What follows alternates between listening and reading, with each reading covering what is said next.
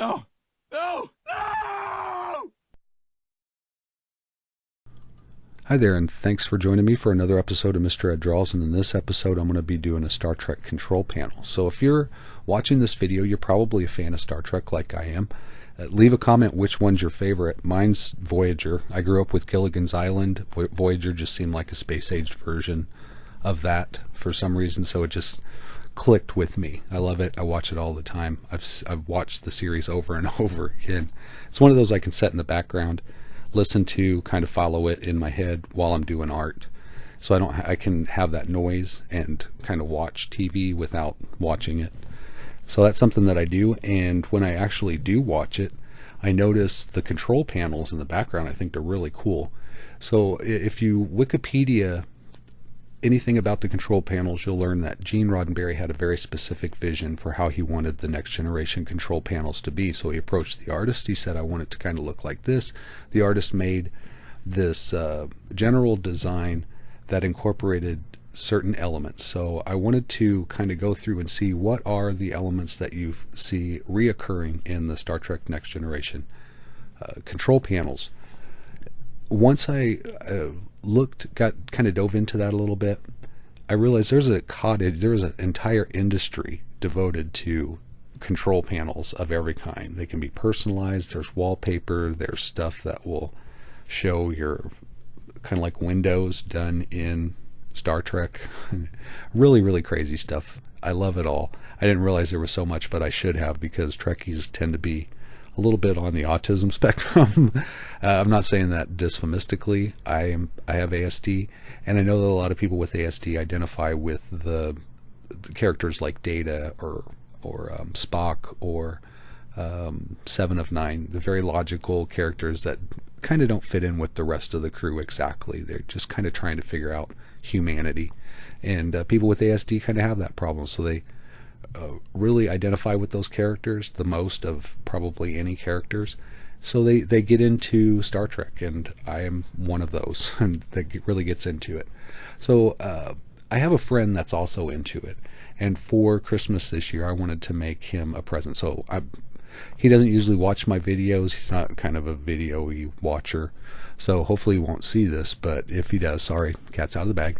But I wanted to make him a personal poster of a Star Trek control panel with his name and different stuff about his home, and that integrated into the artwork. So the very first thing I wanted to do was recreate the elements that you almost always see in every control panel, and that's this comm panel right here, and it has some arrow keys that let you, I guess, move data in different directions or access different things in different ways. And it has like a plus and a minus and mode select, and up at the top I think it has something that says calibrate, and then there's numbers that mean something, but I'm not going to dive into the canon and try and figure out what the numbers mean. If they do mean something, I would be surprised. They kind of seem by and large random to me on most control panels, but I think there are some artists out there that have really put a lot of thought into what is actually going on the control panel, and they could in their own minds technically operate the control panel and would actually do things and show data that makes sense. But I'm not going that far. I want it to kind of have that feel, and I did follow some rudimentary design things like a XY coordinate system when I was putting the numbers in things. Like in a grid pattern, I'd have 4-digit numbers. The first 2 digits would be the X, the second 2 digit would be the Y. And as I repeated these numbers across the grid, that's how the numbers change. So you don't always have the same number repeated again and again across the artwork. So that was one of the things that I wanted to do. But in this video, it's pretty long. There's a few things that I show you here. The first thing is making this control panel. Now, I'm sure anybody who has drafting knowledge or a lot of graphic art experiences watching this video, maybe they are, maybe they aren't, they've clicked it off in frustration already. There's probably an easier way to do this, is what I'm getting to. But this is how it popped up in my head. How to do it is just to make the geometries, overlap them, outline the strokes, and then just divide everything.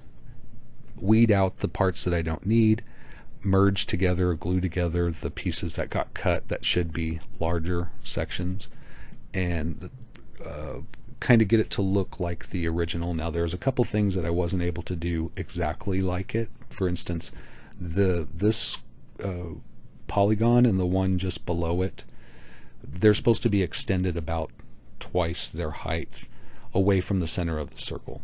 So I tried to do this. I was sleepy. It was getting near the end of the day, and my first attempt was like, oh, that's not going to work. So then my second attempt was just try to cut out the lines, pull them up, kind of get them as parallel as I could, and then just rejoin them.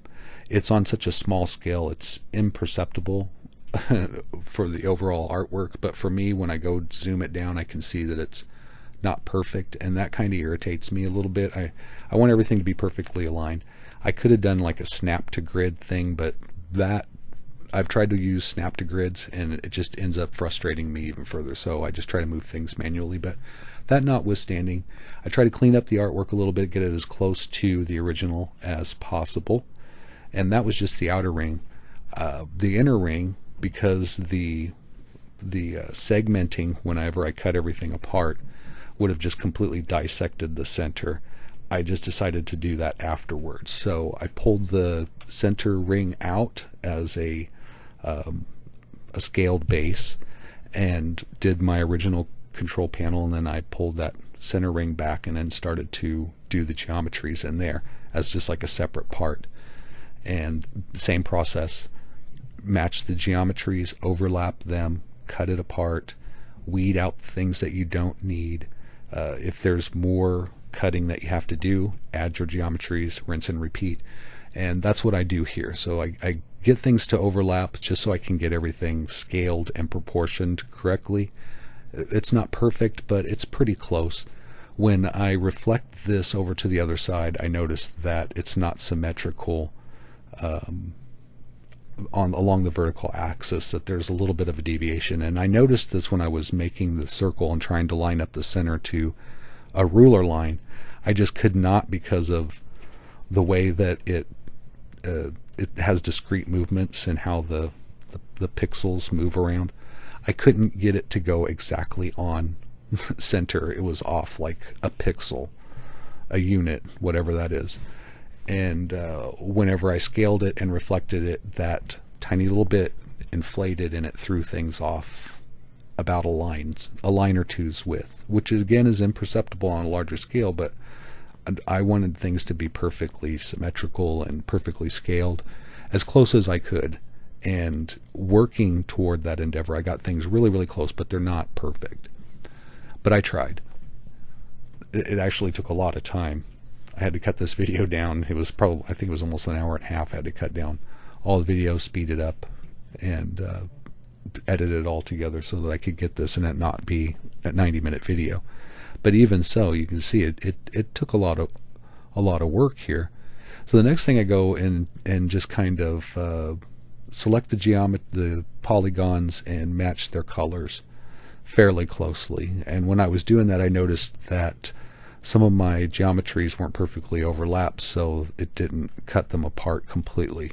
So I had to go through and find those parts that weren't completely disjointed and separate them, rejoin their parts, and then now I can color them appropriately. So that's the beginning of my friend's gift. So what I'll do is I'll grab things from this one and move them over to the new one, and just to rearrange them in whatever configuration fits. So when I first started this project, I made this one here that has all the elements on it and they're all proportioned correctly. The control panel that I just made on this version, it's flipped around. It's the reflection of it. I wanted to have a left and right version. I think I have seen different types of those configuration of comm panels, so I think that there's different ones depending on what kind of control panel you're looking at. So it wasn't so imperative that it had to be, facing right or left or whatever way. The top and bottom part, I did kind of feel like that was important, because there's the little leg down at the bottom that kind of turns into a square and fits right into the corner. That is kind of a common thing that I see on the real life control panels. But you can see from the wireframe of this artwork with everything on it, it's a really complicated process, and I tried to organize it a little bit. You can see on the left hand side I have the colors, the color scheme that's I could figure out, and then I tried to assign those colors a particular status, like active or inactive or subactive, so I can get some kind of feel about how they should be colored to make some sort of sense. I didn't want it to be particularly random. I wanted it to have some kind of organization to it, and it doesn't follow canon. This isn't anything that I pulled. I didn't talk to Gene Roddenberry about this or anything. That's just something I came up with just so I could come up with a scheme organization for the color. That being said, there is a lot of work that goes into these artworks that no one really even knows about.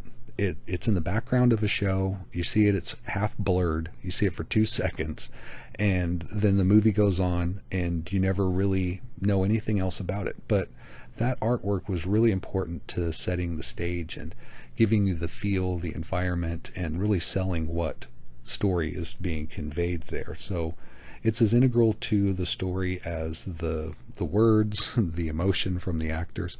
All this is important. It all works together to create this really awesome illusion. And I just want it to be said that these artists that work on this stuff, it definitely is a labor of love, because you're not getting a whole lot of credit. You really have to dig to find out who did these, what their methods were. It's not something that's really published or talked about. And that's really what this video is about, is to shed some light on the amount of work and effort that goes into something that you'll only see on the screen for a few seconds, probably in the background, half blurred. But there's a lot of behind the scenes that goes into it, a lot of work that goes into it. And I think artists and fans of Star Trek The Next Generation can really appreciate that and can fall in love with these graphics as just artwork. That's why there is an industry that sells these to people to just hang on their wall, and why I decided it would make a really nice gift for my friends. And I hope you enjoyed this video. Here I'm showing you how I make the atmospheric composition waveform pattern, which is some basic lines, cut arcs out of the top and move them back and forth. It makes a really cool effect that you can add to your control panels. So I hope you'll give that a try if you're into Adobe Illustrator. If you just like this video to see how things are made, give me a thumbs up, leave a comment, hit subscribe if you haven't, hit that bell, and as always, until next time, you guys, take care.